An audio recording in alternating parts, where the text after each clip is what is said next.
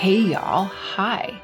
So in this little corduroy pouch, I have a number of eyeshadow products that create a wet look on the lids without actually being wet. So like an eye gloss effect, but none of these are glosses. They don't stay sticky. They're either dry or they dry down completely, but they leave a really, really shiny, glossy look on the lids, so much so that it looks like they might be wet.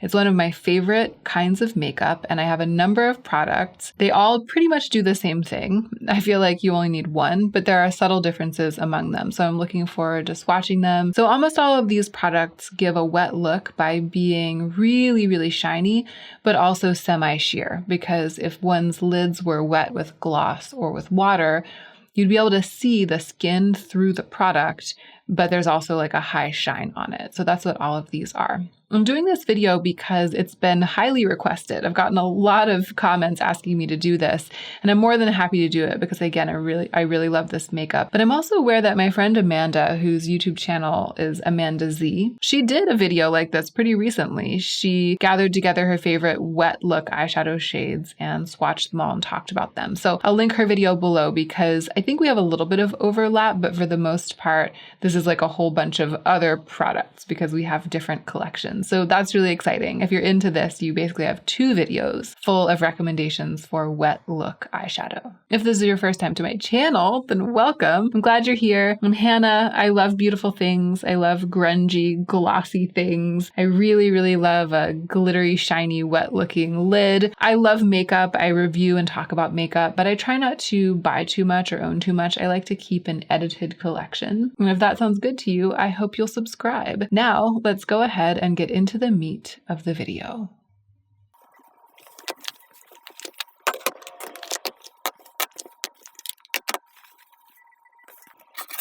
Okay, I scooted everything sort of covertly off screen because I didn't want to spill the beans to begin with. I wanted to kind of reveal them one by one.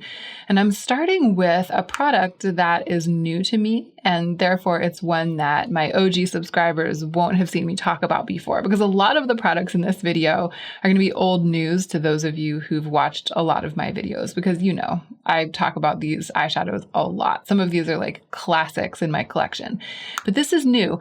It's a classic in a funny way to me because it's something that I've wanted for a really long time. It's the Kaja bento box, one of the original 3 shimmer bento boxes from Kaja, and it's in the shade 01 Rose Water. This exact product in this exact shade is something that I've coveted and coveted and coveted. It has 3 eyeshadows in it, and while all 3 of them are shiny, these top 2, these paler ones, are the ones that are really, really like that wet effect look. This one, it's also, again, really shiny, and I'm sure you could get kind of a glossy looking lid if you put it all over. But this is the kind of thing we're talking about today. I swatched all 3 of them just for fun, just because I had them on my fingers. But you can see that this is more of like a really shiny metallic. And even the center shade is more of a cross between like a wet look topper and a shiny metallic. It's this one right here, that one that has the combination of really shiny particles and sort of a sheer quality that gives me that super wet look that I'm into. I think it was my no-buy year when these products first launched, or at least when they first launched in Sephora, and I became aware of them at some point during that year. It was 2018, and I was taking an entire year off of buying beauty products to break myself of the habit of buying too much of them and spending too much money on them. But at some point during that year, I found myself in Sephora. I think I was there with a friend helping her pick out a brow product, and I swatched this, and I was like, wow, that is an amazing wet look shiny shade. And after my no-buy year, I thought I was going to go back and buy it right away because this little trio is only like $22. And again, this is one of my favorite kinds of makeup. The reason I didn't do it is that I have other wet look shades like this, and I felt like I didn't need to buy something that would just perform the same function as other things that I already had. But recently, Kaja sent this to me in PR, so I'm excited to finally own it after all of these years of resisting the temptation to purchase it myself. So here's a nice big swatch just of the topper by itself. It has a little bit of a light pink color to it. It's not totally colorless. On me, it definitely ends up looking very wet. It's a little bit difficult for me to tell how much of that is because the color is a bit close to my skin tone. I don't know if this would be as sheer or as sheer looking on everyone as it is on me, but it does seem like it has less pigment and a little more of that sheer shiny wash in it than the other shades in this trio. I just remember that I also have this trio from Kaja, which also has 3 shiny shades in it, and I think that they might be a little bit more, well, this one on the bottom is a matte, but it might be that this trio, which is called Smolder Season, and I think it was part of like a holiday kit, it might be that it would be more of that super neutral, melt into the skin, wet look on someone with deeper skin than mine. Yeah, this one, the second one, is a little bit more, again, of a cross between a topper and a metallic. But this one looks very wet, and it has a little bit less of that pale pink pigment and a little bit of like a ruddier pigment in it. Okay, let's talk about a classic, the topper from the Tom Ford Cream and Powder Duo in the shade Naked Bronze. I really like this because I feel like it's sort of a cross between gold and silver. Clearly, it's got more of like a goldy, silvery, or champagne-y color than the ones that we were just looking at. But similarly, it shears out and ends up looking really wet on the eyes. It's maybe not the number one. I would give it like a 9 out of 10 for shine. Like I have some that are just like insanely shiny, and this is just like one tick down from that. But that's actually one of the reasons that I like it. It's so easy to work with, so elegant. I just feel like you can never mess it up. So I didn't put it all over the back of my hand. I'm going to just do like 2 per hand now so that I don't have to keep wiping my hand off between every one. And also we'll get a little comparison. But you can see how the particles are actually smaller than in the Kaja one. It's more finely milled, and so it still looks super wet, like when it catches a shine, but it doesn't have that sort of spangly reflective quality. I find this to be, again, a little bit subtler, but really, really special. This one lends itself particularly well to the way that I like to use these eyeshadows. Most of the time when I'm using these, I'm not just putting them all over my lids and going, although that would work beautifully, especially if I didn't have such hooded lids. Because I'm usually putting some kind of smokiness or structure into my outer corner because of the shape of my eyes, I end up using these on my brow bone, like the center of my lid and my brow bone, to like blend that smokiness out into the outer part of my eye. And I like this for that because it's impossible to go overboard with it. It always just looks wet, but again, it has that subtleties, so I can just blend it and blend it and blend it, and it ends up softening that edge of that smokiness, lighting up my brow bone with like a wet illumination, looking very sophisticated, but it never overwhelms the look. It never cancels out what I already have on my lids, and it never like competes with what else I have on my lids because the color is so neutral and so versatile. Let's do this one next so we can put it next to the Tom Ford on my hand. So this is new to me. It's one of the smoke reflects from the holiday release of Auric.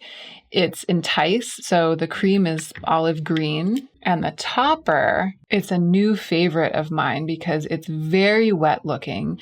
It has that sheerish quality, and I love that it's kind of like chunky and flaky. And I like that it's not too gold. It's very neutral. If anything, it's sort of like got a white quality to it, like a white base. So there's Auric Entice. And there's the Tom Ford topper over there. The Tom Ford topper has a little more grunge in its undertone, kind of. Like the color is a little bit deeper. And I feel like the Auric, it's a little bit brighter because both the white ish pigment and the reflect are like bright, like a white gold kind of. Both very wet looking and both very easy to work with. So since we just talked about Tom Ford Naked Bronze and Auric Entice, I want to talk about these two toppers from the Natasha Genona Gold palette. They're not in the palette right now because I've been using them. I've been like moving them around, putting them in magnetic palettes. And also this palette is discontinued, so I'm not going to linger on these for very long. But I did want to show them to you because they're sort of like the original super wet look shades in my makeup collection. This one is called Kava and this one is called Sparks. And they kind of remind me of the two that we just looked at. So here's Kava right here on my pointer finger and here's Sparks right here on my middle finger. I've always preferred Kava because I find it to be just a little bit glossier, just a little bit. It's like it's got a little bit more oomph, a little more grit. There are some specks of something else that were mixed in there. That's what's on my hand. That's what that dark spot is. But I use them both a lot, as you can tell. So there's Kava right there on the left, and there's Sparks right there on the right. And you can see why I wanted to swatch them directly after the Tom Ford was right here and the Auric topper was right here because they're so similar. I mean, even these are very similar to each other in practice, like on the eye. Very subtle differences when you're swatching. And even though I think there are some subtle differences between these two and the two that I was just swatching, I'll go ahead and put them, just like put little tiny swatches below them so you can see. So there's the Tom Ford Naked Bronze topper next to Kava. It's a little more neutral. It's almost like Kava has a little more orange in it. The Tom Ford is a little bit more like taupe. And there's the Entice topper right there, that little tiny patch underneath Sparks. Those are pretty much dupes. Very, very similar. And I actually feel like the Entice topper has more creaminess, more grit, more reflect than Natasha Denona Sparks. So yeah, very subtle differences across products. And then even between them, between the like the whiter gold ones and the slightly grungier golds, they all are the same on the eyes. Like you really just need one. It's fun to get into the nitty-gritty of these comparisons, but in practice, they all do the same thing. Let's talk about another kind of instant classic. This is another one that I wanted for a really long time and just acquired recently. But I have talked about it quite a lot since I acquired it because I love the way that it looks. I love the way that it looks in the pan. I love the way that it looks on the eyes. And it's the one of all of these that has the most base pigment, the most color, but it still looks very wet. Look at that. This is the Urban Decay Moon Dust eyeshadow single in the shade Space Cowboy. Is anyone watching the live action remake of Cowboy Bebop? Because Joe and I definitely are. So I said that this had the most base pigment, but actually some of the Kaja shadows might be kind of similar to this in terms of base pigment. However, I feel like this is one of the wettest looking. What do you guys think? Does this look a bit wetter to you than any of the ones we've looked at so far? That might actually be partly because it lays down some base pigment at the same time that it lays down the reflect. So the pigment really has something to pop off of, as opposed to those more sheer and paler ones on my pale skin. They're kind of blending in. So this is a little bit harder for me to use in absolutely every capacity because it's not as sheer, it's not colorless like the other ones are for me. I imagine that that would make it a better choice for some people. I still really love it. I tend to put this like all over my lids and blend it out. But if I'm just going for something on the brow bone and I don't want to darken my brow bone at all, I'll go for something else. Unquestionably though, one of my favorites. Okay, I saved the shiniest two for last. And they're also the most unusual because the other ones were all, well, I guess Kava and Sparks come from a palette, right? They live in a palette, but they can be popped out and I treat them like singles. So the one that's in here in the Midnight Sun palette is the only one that is in a palette. It just like lives in a palette.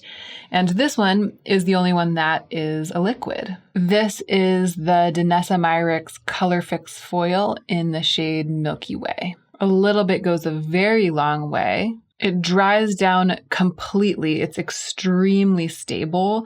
This is a great option for when I need my eyeshadow to be bulletproof, but I want it to look wet, which is kind of a difficult thing to find, and I've found it in this product. Also, the base of this is completely sheer. It's a clear base with these kind of like goldish silver reflects suspended in it. Obviously, the reflects will have more contrast than they do on my skin, on deeper skin, but you can just see whatever's underneath it, whether it's your skin or a different eyeshadow. You can see it straight through the base. Look how shiny that is. The same is true of this extraordinary special shade in the Pat McGrath Midnight Sun palette, which I believe is called Astral Solstice. It's not wet, but it's baked. So these flaky micas are baked into just themselves. They just live packed into the pan. So when you spread them out, there's no base pigment holding them together. So you can see that from some angles, my skin looks bare, but then from other angles, those micas catch the light and it shines. And that's that truly wet look that I crave. This is a very versatile shadow because of the way that it's formulated. It's super buildable, but it's very shiny even when you just use a little bit.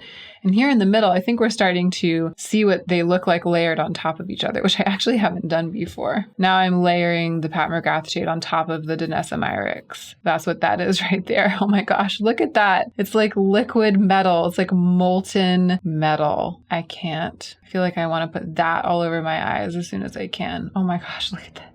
Why didn't I think of this before? And it feels so bulletproof. Again, I feel like I could also maybe paint this like onto my lips. You know, like you could have a lip that looks like this using these two products. Somebody also told me recently in the comments on the video that I made about the Midnight Sun palette that these shades are actually meant to be used wet. I do have a little bit of water here. Let's try it. Okay, I'm just like, I put a drop of water on my hand and I'm just mixing the, oh my gosh.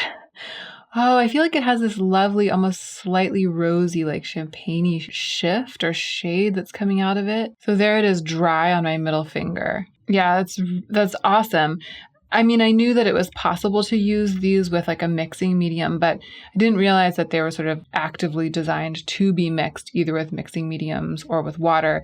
And I also didn't realize that you could just use water and that it would still be effective. But this is just mixing it with water, and it worked beautifully. I'm kind of curious. I know this isn't what the video is about, but I'm kind of curious now about the other shades, the other special shades, like this purple one. I've always kind of struggled to get it to be really gratifying texturally, but that is very gratifying texturally. I'm going to do more of this. This gold one. Yeah, that's very exciting. I need to start playing with these shadows with water on my lids. Okay, after a little detour into Pat McGrath land, I'm going to swatch them all just down my arm. I feel like that's what we need to do to finish and see if we get anything out of that. I'm actually going to put a little bit of oil on my arm, which I don't usually do when I'm swatching. I swatch onto a dry, bare arm like every time. This is the first time I've ever done this.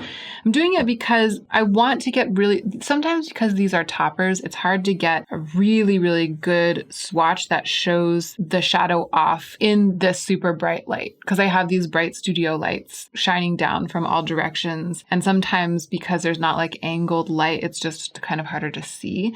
So this oil will help us get a really good juicy swatch of every single one of these in case you want a comparison, because without a super juicy swatch, it's kind of hard to see the subtle differences between some of these shades. I just want you to be aware that I've like really primed my arm.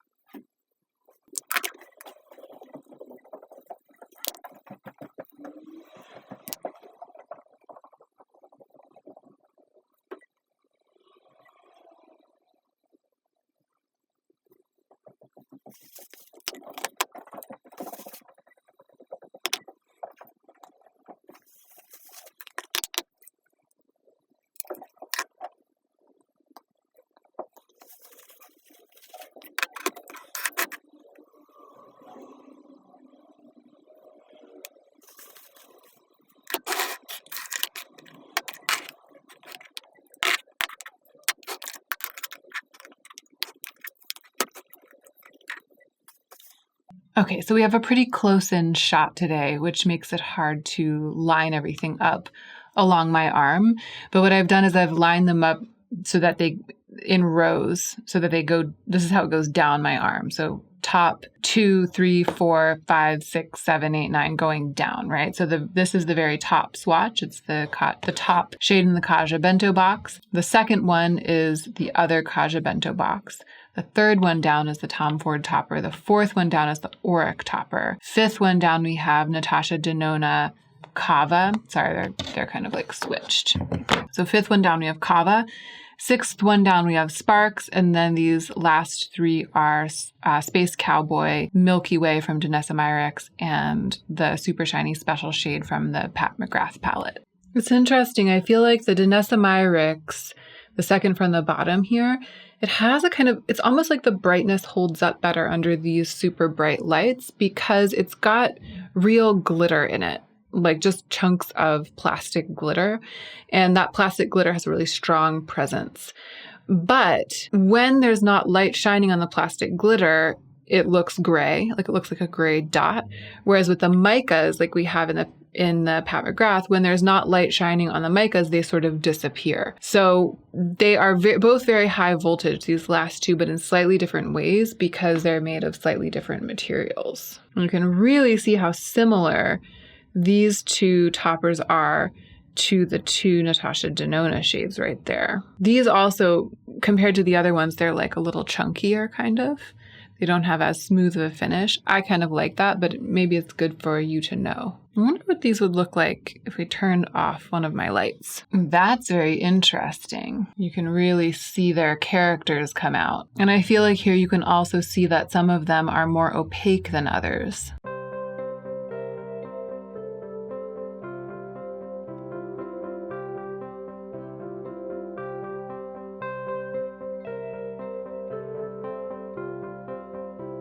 Now I've turned off both of my lights, but I turned my ring light on, and it's a diffuse light and it's not shining directly on them. So this shows what they look like in dim light. Like maybe if you're going out to dinner at a restaurant, this is what they'd look like on your eyes.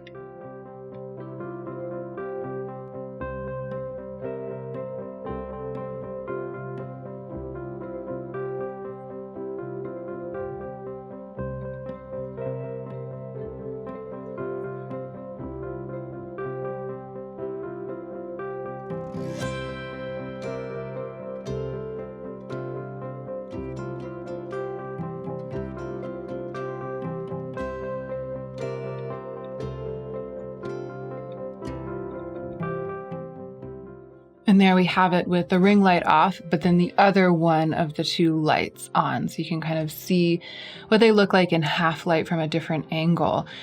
This has been so illuminating. I think that you can really see the pros and cons of the Danessa Myricks in all of these different kinds of light.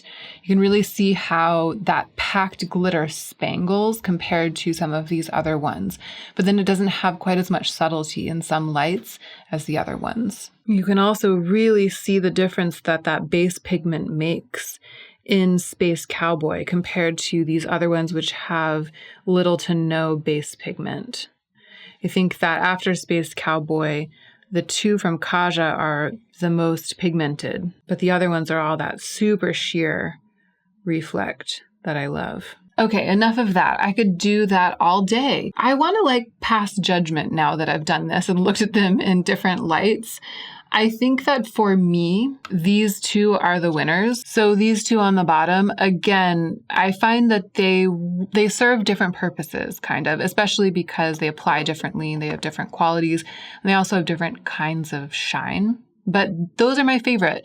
I love that they're neutral. I love that they're a little bit grungy, especially the Danessa Myricks has this sort of silver gold reflect. And then the Pat McGrath has almost a touch of a rosy undertone, just a touch, but they don't have a strong gold or a strong white gold or a strong pink like some of these other ones do. So they're my favorites for all of those reasons. The way that they apply, the shininess, the versatility, and the color. But I am pleasantly surprised by how well the Kaja toppers held their own in all of those different light conditions. They're really special and shiny, and I like this sort of slight grittiness of the shine. They still looked wet, especially when they're super buffed out, they still look wet.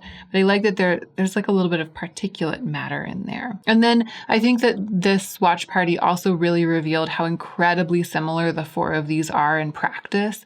Again, that's the Tom Ford, the Auric, and the two Natasha Genona shades, which I've forever talked about because I've loved them for so long. And it's really interesting to see that these two, they're not just approximate, they're just so incredibly close. And the cheese really stands alone when it comes to Urban Decay Space Cowboy. I wanted to include it because I think that it's a really special eyeshadow, and it's definitely wet look, but it's different than all of these others.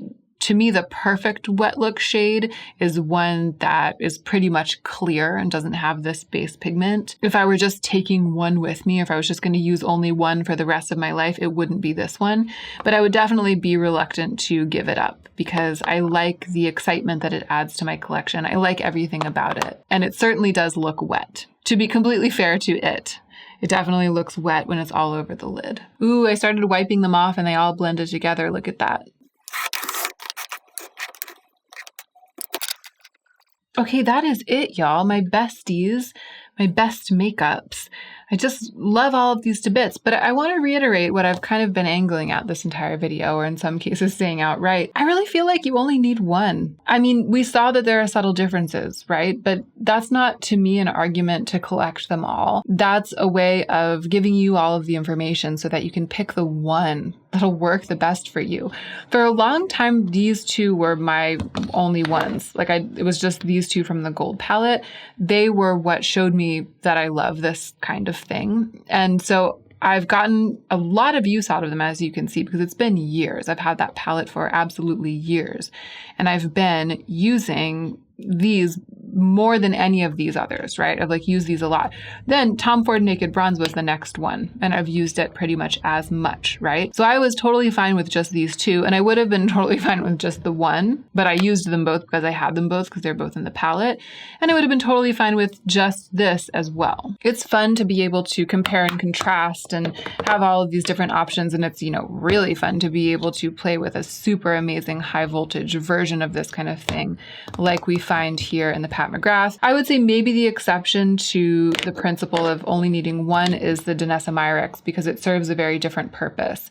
And again, this is the one, even though you compromise a little bit of subtlety, the fact that it's going to stick and stay all day and never ever budge is a real boon, especially to someone with hooded eyes. So if I wasn't on YouTube, or I wasn't always testing things and comparing things, I could see myself being perfectly happy with just these two to perform the same function that all of these do. Or, even just the Kaja bento box and the Danessa Myricks, or this Auric topper and the Danessa Myricks to perform the function of all of these.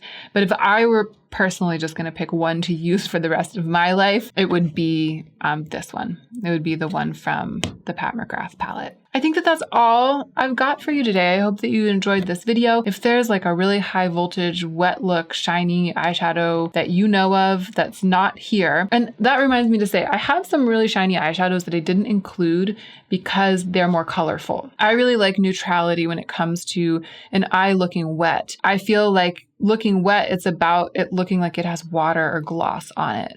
So for example, the JD Glow Galaxy shades are incredibly shiny and luminous, but they look more like eyeshadow than wetness to me because they're rainbowy and colorful and iridescent. So I have a lot of really shiny stuff that didn't make it into this video because I was looking for kind of the most neutral, the whites, the silvers, the golds, the ones with the clear background, clear reflect. So if you know of eyeshadows that fit that bill, I mean, this was kind of the exception, but I had to include it. And you saw why. And it's pretty simple in and of itself. Okay, I've got to stop. If you know of any eyeshadows that fit that bill, really, really high voltage, shiny, clear, looks just like wet, wet water, let me know in the comments down below. And don't forget to take extra good care of yourself today so that you can be the most effective version of yourself as you do your work in the world.